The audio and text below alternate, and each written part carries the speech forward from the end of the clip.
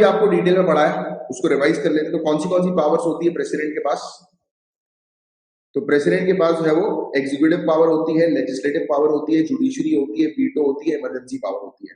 तो एक एक करके इन पावर्स को जो है हम लोग डिस्कस करेंगे। तो आर्टिकल 75 जो है वो क्या कहता है, कार्यकारी शक्ति जो है वो क्या है? तो पहली चीज तो आपको पता है कि ऑनरेबल प्रेसिडेंट जो है वो अपॉइंट करते हैं प्राइम मिनिस्टर को और काउंसिल ऑफ मिनिस्टर को। बट ये चीज ध्यान में रखना है, जब honourable president council of minister को अपॉइंट करते हैं तो एडवाइस किससे लेते हैं? प्राइम मिनिस्टर से लेते हैं। तो ये पूरी चीज मैंने आपको डिटेल में एग्जांपल वगैरह के थ्रू आराम आराम से कवर कर रही थी। So this is just your first revision. कोई चीज रिवीजन के दौरान भी समझ में ना आए तो मुझे पूछ लेना एक बार आप, ठीक है? मैं आपको बता दूंगा, उस पर भी डिटेल में एक्सप्लेन कर दूंगा। अब आपको पता है गवर्नमेंट ऑफ इंडिया के रूल्स बनाने की शक्ति भी जो होती है आर्टिकल 77 के थ्रू प्रेसिडेंट के पास होती है। आर्टिकल 244 के थ्रू जो है वो हम लोग को जो है वो क्या देखने को मिलता है?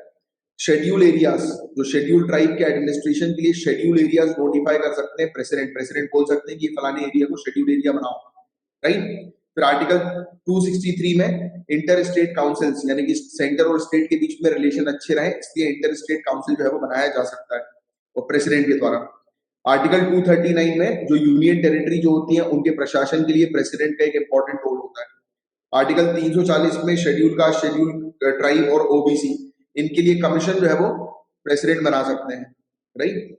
तो ये हुए इनकी एग्जीक्यूटिव पावर। अब इनकी लेजिस्लेटिव पावर के बारे में बात करें तो ऑर्डिनेंस, आर्टिकल 123, प्रेसिडेंट के पास शक्ति है ऑर्डिनेंस बनाने की, राइट? ऑर्डिनेंस क्या होता है ये पूरी चीज मैं डिटेल में आपको एक्सप्लेन कर चुका हूँ।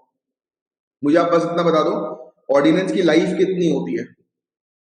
ऑर्डिनेंस की लाइफ कितनी होती है ये बता दो, चलो आंसर करो फटाक से। ऑर्डिनेंस की लाइफ कितनी होती है? जल्दी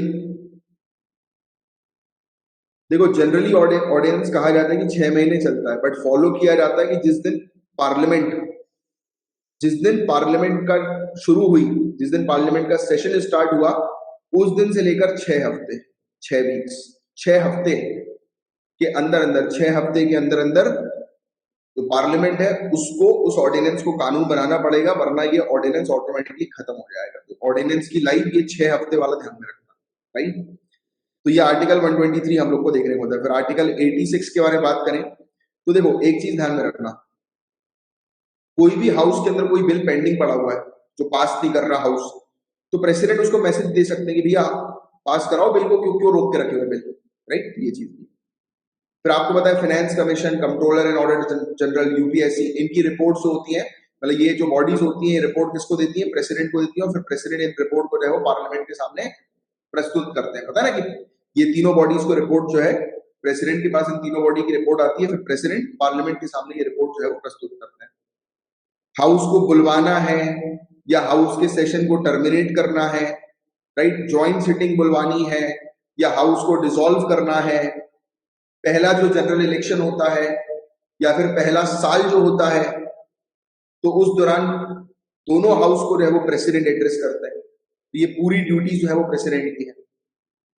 फिर आर्टिकल 102 के बारे में आपको पता है, आर्टिकल 102 के अंदर एमपी के डिस्क्वालिफिकेशन के ग्राउंड्स लिखे हुए हैं। तो एमपी को जब, मेंबर ऑफ पार्लियामेंट को जब डिस्क्वालीफाई किया जाता है तो फाइनल डिसीजन इनके डिस्क्वालिफिकेशन से रिलेटेड होता है वो प्रेसिडेंट का होता है। फाइनल डिसीजन इनसे रिलेटेड होता है वो प्रेसिडेंट का होता है। एक मिनट रुकना। हाँ रविंद्र बताओ, क्या डाउट है? Good morning sir. हाँ गुड मॉर्निंग, बताओ क्या डाउट है? सर ऑर्डिनेंस अभी जो बोले थे 6 मंथ रहता है, वो अभी बोले 6 वीक रहता है जो सेशन स्टार्ट होने से, तो अल्टीमेटली हम बोल सकते हैं कि ऑर्डिनेंस 6 महीने 6 हफ्ते रह सकता है बोल के। 6 हफ्ते, 6 महीने 6 हफ्ते नहीं, जिस दिन पार्लियामेंट स्टार्ट होगी, जिस दिन पार्लियामेंट का सेशन शुरू होगा उस दिन से 6 हफ्ते गिना जाता है। उस दिन से जैसे ही 6 हफ्ते हुए तो वो ऑर्डिनेंस ऑटोमेटिकली खत्म हो जाएगा अगर पार्लियामेंट ने उसको कानून नहीं बनाया हो तो आप ये याद रखना कि पार्लियामेंट जिस दिन शुरू हो रही है उस दिन से 6 हफ्ते तक की इसकी लाइफ होती है ऑर्डिनेंस की। ठीक है ना? क्लियर? ठीक है वेरी गुड। अब देखिए, तो ये हमने देखा आर्टिकल 102 में प्रेसिडेंट का डिसीजन जो होता है वो फाइनल होता है। इसके अलावा speaker, deputy speaker, chairman, deputy chairman, जैसे हम मान लेते हैं कि स्पीकर एब्सेंट है तो डेप्यूटी स्पीकर उसकी पोजीशन पे आएंगे, चेयरमैन एब्सेंट है तो डेप्यूटी चेयरमैन हाउस को रहो प्रिसाइड करेंगे, है ना, पीठासीन अधिकारी होते हैं। अगर ये लोग एब्सेंट हैं तो प्रेसिडेंट डिसाइड करते हैं कि कौन व्यक्ति जो होगा वो स्पीकर या डेप्यूटी यानी कि स्पीकर या चेयरमैन का रोल प्ले करेगा, यानी कि पीठासीन अधिकारी का सभापति का रोल प्ले करेगा। फिर अंडमान एंड निकोबार की बात कर लो, दमन एंड दीव, दादर एंड नागर हवेली, तो इनके गवर्नेंस के लिए, इनके शासन के लिए प्रेसिडेंट रिस्पॉन्सिबल है। पुडुचेरी के अंदर जैसे कि अगर पुडुचेरी की असेंबली अगर अब नहीं है, सस्पेंडेड है, तो उस दौरान प्रेसिडेंट जो है वो पुडुचेरी को रेगुलेट करता है। फिर आपको ऑलरेडी पता है कि बिल पर एसेंट देने का काम जो होता है वो प्रेसिडेंट का होता है। फिर आपको पता है कि प्रेसिडेंट जो है वो राज्यसभा से 12 लोगों को नॉमिनेट करते हैं जो science, literature, art, social service की फील्ड से आते हैं, है ना। फिर आपको पता है कि लोकसभा से 2 मेंबर को नॉमिनेट किया करते थे, ये एंग्लो इंडियंस थे, ये वाला क्लॉज जो हुआ है वो अब खत्म हो चुका है। अब ये 2 मेंबर्स प्रेसिडेंट नॉमिनेट नहीं करेंगे एंग्लो इंडियंस को, राइट। तो ये हो गई लेजिस्लेटिव पावर। अब इनकी जुडिशियल पावर के बारे में बात करें तो आर्टिकल 72 बात करता है कि इनको कोई शक्ति दी गई है, राइट। आर्टिकल 72 के तहत इनके पास कुछ शक्ति है।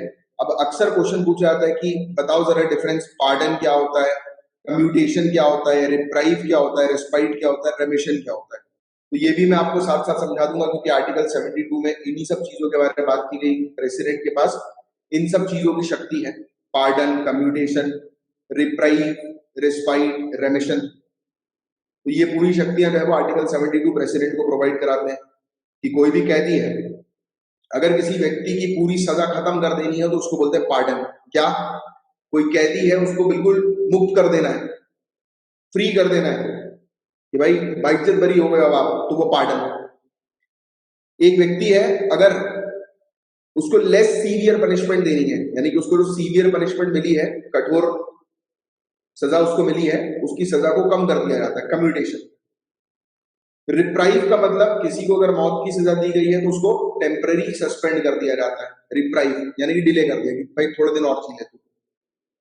रिस्पाइट का मतलब यहाँ स्पेशल कंडीशन में, यानी कि जैसे कोई कैदी है उसको कैंसर हो गया, या कोई महिला कैदी है जो प्रेग्नेंट हो गई, तो हुआ ये जाता है कि उसकी पनिशमेंट को कम कर दिया जाता है, राइट। तो ये चीज ध्यान में रखिएगा, राइट।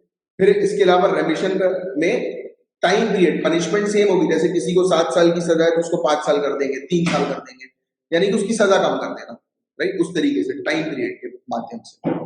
तो ये चीज है जिसके बारे में आपको आइडिया होना चाहिए। तो ये जुडिशियल पावर है प्रेसिडेंट की। आर्टिकल 124 और आर्टिकल 217 क्या कहते हैं? हाई कोर्ट और सुप्रीम कोर्ट के जजेस को अपॉइंट करने की बात करते हैं। प्रेसिडेंट जो है हाई कोर्ट सुप्रीम कोर्ट के जजेस को अपॉइंट करते हैं। आर्टिकल 143, अगर प्रेसिडेंट को कोई भी ओपिनियन चाहिए सुप्रीम कोर्ट से, किसी प्रकार के बारे में उनको पूछना है प्रेसिडेंट को, तो प्रेसिडेंट इनसे पूछ सकते हैं, राइट। तो ये सब पावर्स, जुडिशियल पावर प्रेसिडेंट के पास है। अब वीटो पावर्स के बारे में बात करें। अब देखो 3 प्रकार के वीटो होते हैं, एक होता है एब्सोल्यूट वीटो, एक होता है सस्पेंसिव वीटो और एक होता है पॉकेट वीटो। ये अक्सर एग्जामिनेशन में इससे रिलेटेड क्वेश्चन आता है, जिसकी क्लैरिटी मैंने आपको ऑलरेडी कर दी थी। एब्सोल्यूट वीटो मतलब 100%, देखो प्राइवेट मेंबर बिल को ये पास नहीं करते, उस पर एसेंटी नहीं देते, मतलब 100% वीटो है एब्सोल्यूट वीटो। मतलब बिना किसी को बोले कैबिनेट ने इनको बोला कि ये बिल पास नहीं होगा तो उस पर एसेंट नहीं देंगे, क्योंकि आपको पता है आर्टिकल 74 में आपने पढ़ा है council of minister headed by prime minister. क्या? Council of minister headed by prime minister to aid and advice president. तो ये आपने पढ़ा है ना आर्टिकल 74 में, कि जैसा काउंसिल ऑफ मिनिस्टर बोलेंगे वैसा प्रेसिडेंट को करना पड़ेगा। आप काउंसिल ऑफ मिनिस्टर बोल देंगे कि भाई इस बिल पर एसेंट मत दो आप, तो वो नहीं देंगे। तो ये एब्सोल्यूट वीटो है उनका। सस्पेंसिव वीटो का मतलब आपको पता है कि जैसे कि लोकसभा से एक बिल जो है वो राज्यसभा के पास गया, राज्यसभा से वो बिल जाता है किसके पास? प्रेसिडेंट के पास। लोकसभा से बिल राज्यसभा के पास गया, राज्यसभा से बिल किसके पास गया? प्रेसिडेंट के पास गया। अब प्रेसिडेंट जी ने बोला कि भाई ये बिल में कुछ चेंजेस है वो कर लो, चेंजेस के लिए बिल को जो है वापस भेज दिया कि एक बार और फिर सोच विचार कर लो। अब लोकसभा ने वो प्रेसिडेंट के चेंजेस को इग्नोर कर दिया, एज इट इज बिल फिर से जो है वो भेज दिया। तो देखो इनके पास जो सस्पेंसिव वीटो जो होता है वो रिटर्न करने का, बिल को रिटर्न करने का, ये एक ही बार होता है। दूसरी बार वो सेम बिल अगर आ गया बिना किसी अमेंडमेंट के, तब प्रेसिडेंट बाउंडेड होते हैं, उनको उस बिल को पास करना पड़ता है, उनको उसका कानून बनाना पड़ता है। तीसरा वीटो होता है पॉकेट वीटो, मतलब कि ये बिल इनके पास जैसे ही आया इन्होंने उस बिल पर कोई रिस्पॉन्ड नहीं किया, ना रिटर्न किया, ना पास किया, अपने पास रख लिया, बोला कि मैं बताता हूँ, डीले करने लगे, राइट, चलाने लगे। तो ऐसी जो चीजें होती हैं वो पॉकेट वीटो की कैटेगरी में आती है। समझ में आई? फिर मोस्ट इंपॉर्टेंट इमरजेंसी पावर, जिसके बारे में काफी डिटेल में मैं आपको पढ़ा चुका हूँ। एक होती है नेशनल इमरजेंसी, एक होता है प्रेसिडेंट रूल और एक होता है फाइनेंशियल इमरजेंसी। ये अभी तक तो आपको रट भी चुका होगा। Article 352 national emergency, article 356 president rule, article 360 financial emergency. Article 352 किस ग्राउंड में होती, किस ग्राउंड पर लगाई जाती है? तो वॉर, एक्सटर्नल एग्रेशन और armed rebellion. Article 356 constitutional machinery का फेलियर होता है, उस ग्राउंड पर लगाई जाती है। और आर्टिकल 360 फाइनेंस, तो ये तो हम बहुत डिटेल में पढ़ चुके हैं। तो ये कुछ पावर्स हैं प्रेसिडेंट की, जिसको आपको अच्छे से ध्यान में रखना है। उम्मीद करता हूँ ये शॉर्ट में जो मैंने आपको रिवाइज कराया, ये चीज क्लियर हो गई होगी। अब हम लोग आगे बढ़ते हैं।